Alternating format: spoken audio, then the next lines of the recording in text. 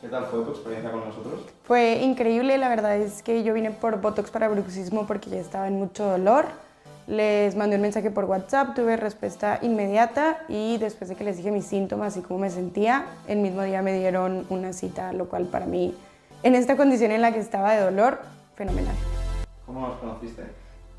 Lo busqué en Doctoralia y de ahí me fui a su página web porque salió la primera recomendación de Botox para bruxismo, me fui a su página web y luego me metí a su Instagram. Ya de ahí en la página web me mandó para WhatsApp y fue como pude tener el primer contacto con ustedes. Perfecto.